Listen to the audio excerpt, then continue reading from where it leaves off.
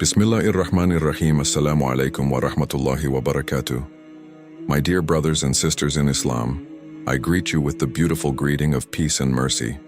May Allah bless you all and grant you His guidance in this sacred journey towards His pleasure.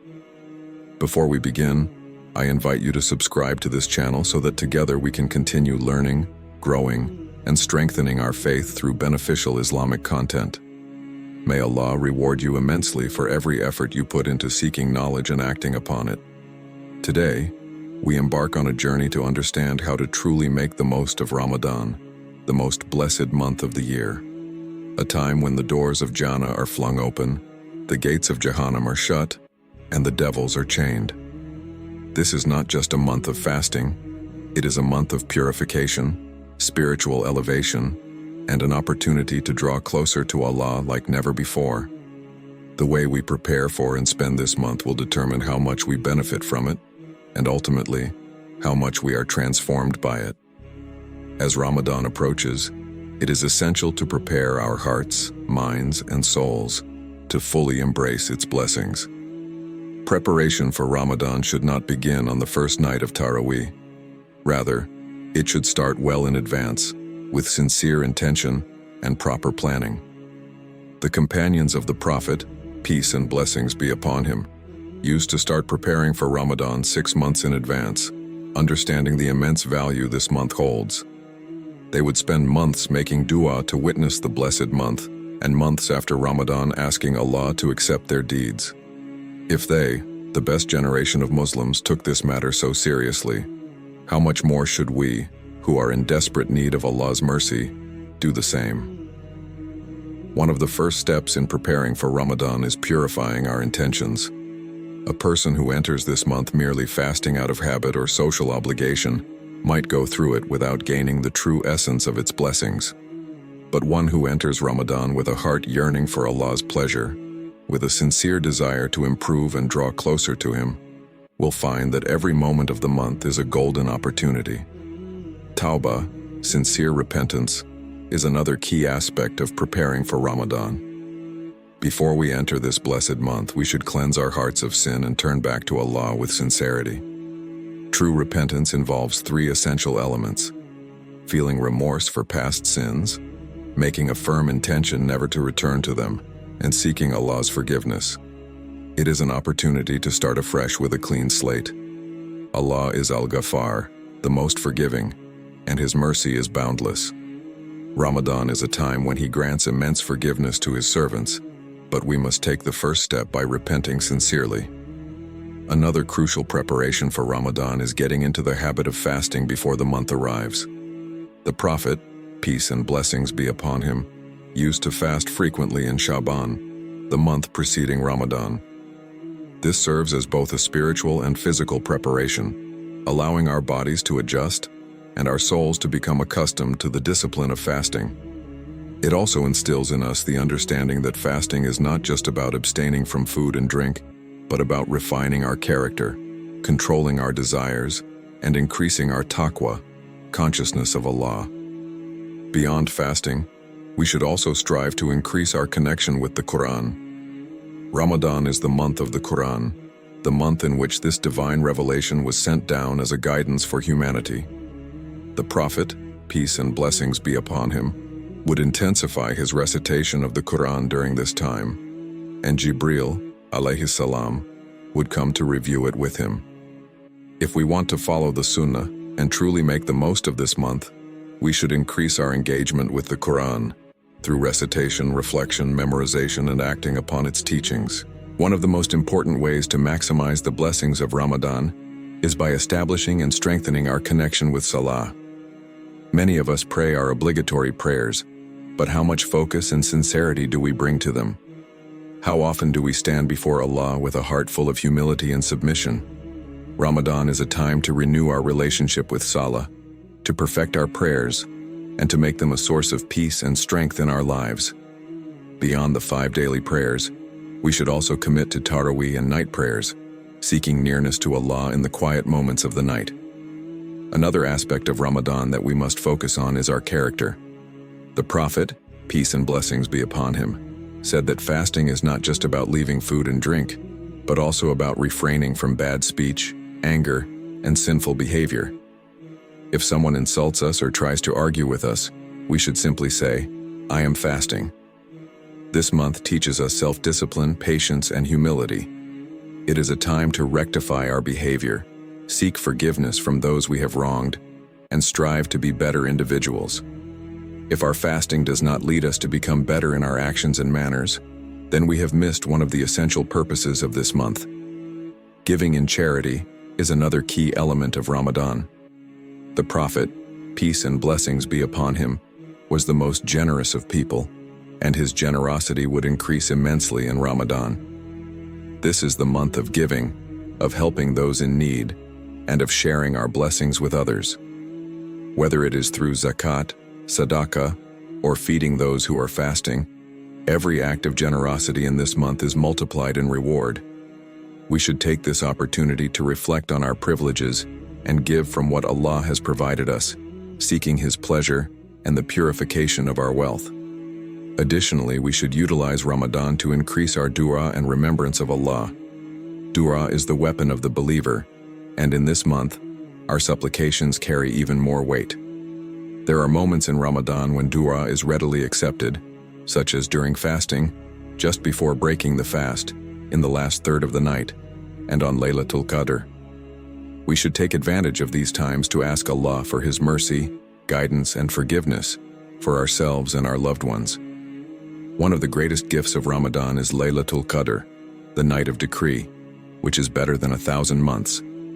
This single night carries rewards equivalent to over 83 years of worship. Imagine the mercy of Allah in granting us such an opportunity, yet many miss out on it by becoming lazy in the last 10 nights. If we truly want to make the most of Ramadan, we must strive to seek this night with sincerity and devotion. As we enter this sacred month, we must remind ourselves that Ramadan is not just about rituals, it is about transformation. It is a training ground for the soul, a chance to develop habits that will extend beyond these 30 days. The true measure of our Ramadan is not in how many hours we fasted or how many pages of Quran we read, but in how much we have changed for the better, in how much closer we have drawn to our Creator. As we continue our journey through this sacred month, it is essential to maintain the momentum we have built and not allow distractions or fatigue to deter us from maximizing our rewards. One of the greatest challenges in Ramadan is consistency. Many start the month with great enthusiasm, but as the days pass, their efforts begin to decline.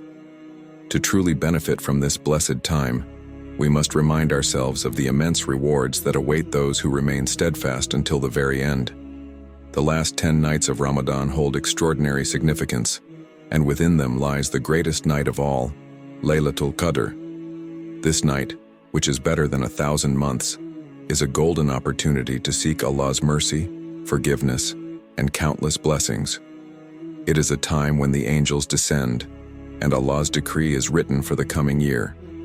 The Prophet Muhammad, peace and blessings be upon him, instructed us to seek this night in the last 10 nights, particularly in the odd-numbered nights. If we truly value this chance, we should dedicate ourselves to increased worship, extra prayers, and heartfelt supplications.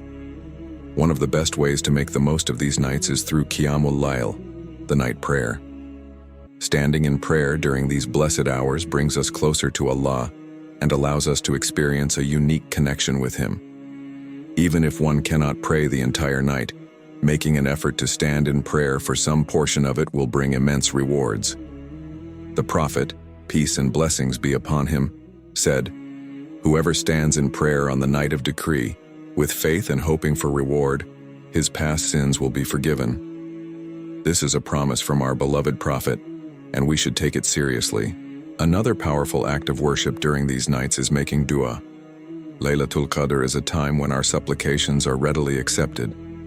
Aisha, may Allah be pleased with her, asked the Prophet, peace and blessings be upon him, what dua she should make if she finds Laylatul Qadr, and he taught her to say, Allahumma innaka afuwun tuhibbul afwa fa'fu anni. O Allah, you are the most forgiving, and you love to forgive, so forgive me. This simple yet profound dua should be on our tongues constantly during these nights. We should also take this opportunity to make dua for our families, our communities, and the entire ummah. One of the most overlooked aspects of maximizing Ramadan is charity. The Prophet, peace and blessings be upon him, was known to be the most generous during this month, and his generosity would increase even more in the last 10 nights. Giving charity during this period multiplies our rewards immensely. Whether it is helping a needy family, supporting an orphan, or donating to a charitable cause, every act of giving will bring us closer to Allah. If we truly want to embody the spirit of Ramadan, we should open our hearts and give sincerely, knowing that Allah will return it to us in ways we cannot imagine. Another key element of the last days of Ramadan is making sincere repentance. The doors of mercy are wide open, and Allah is ready to forgive those who turn to Him with sincerity. This is the time to reflect on our past mistakes, seek Allah's forgiveness, and make firm resolutions to improve. Ramadan is not just about temporary changes, it is about lifelong transformation. If we have developed good habits during this month, praying regularly, reading the Quran, giving charity, we should strive to maintain them beyond Ramadan. The true test of our Ramadan efforts is whether we continue our acts of worship even after the month has ended. As Ramadan comes to a close, it is natural to feel sadness. We have spent an entire month immersed in worship, feeling the presence of Allah, and experiencing spiritual purification. But instead of letting that sadness overwhelm us, we should use it as motivation to carry forward what we have learned. The true spirit of Ramadan should remain in our hearts throughout the year.